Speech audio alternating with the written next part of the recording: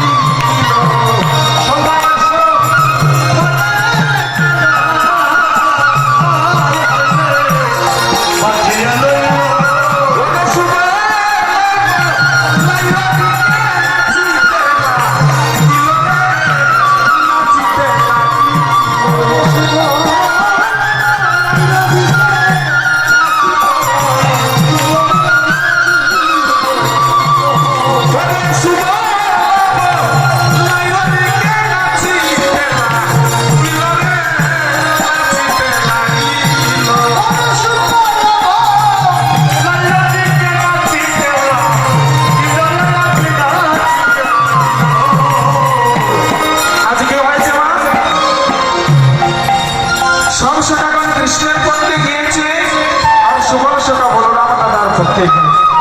কেন জানেন? সুবল সকা বিচার করে দেখতে পেয়েছে যে সব সকাগণ যদি কানাইয়ের পক্ষে চলে যায় মা, তাহলে বলরাম দাদা কি একা একা খেলবে? বলরাম হচ্ছে বনের মধ্যে সবার বড় ভাই, এর মধ্যে বড় ভাইকে ফেলে যদি এবার ছোট ভাইয়ের ভক্তি চলে যায় তাহলে ভাইয়ের সঙ্গে ভাইয়ের বেইমানি হয় না। তাই সুবল সকা বলল, আমি তোদের সঙ্গে খেলবো না, আমি বলরাম দাদার পক্ষে খেলবো। কেন জানিস আমায়রা? সুবল সকা বলছে আমি বলরাম দাদার পক্ষে খেলা করবো। কেন জানিস? এই কারণ, আমার হারলেও ভালো জিতলেও ভালো, আমার হারলেও ভালো জিতলেও ভালো, আমার হারলেও ভালো আমি কৃষ্ণের সঙ্গে সঙ্গ পাবো, হারলেও ভালো জিতলেও ভালো, আমি কৃষ্ণ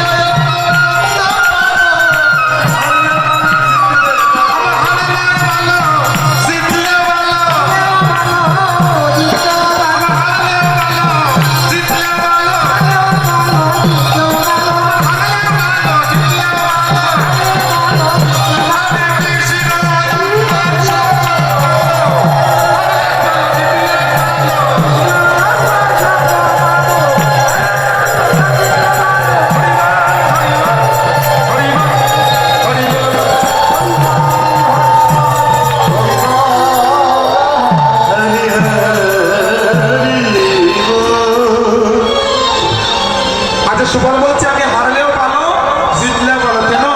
আমি যদি হেরে যাই তাহলে আমি কৃষ্ণের সঙ্গ পাবো, যদি জিতে যাই তাহলে আমি কৃষ্ণের সঙ্গ পাবো।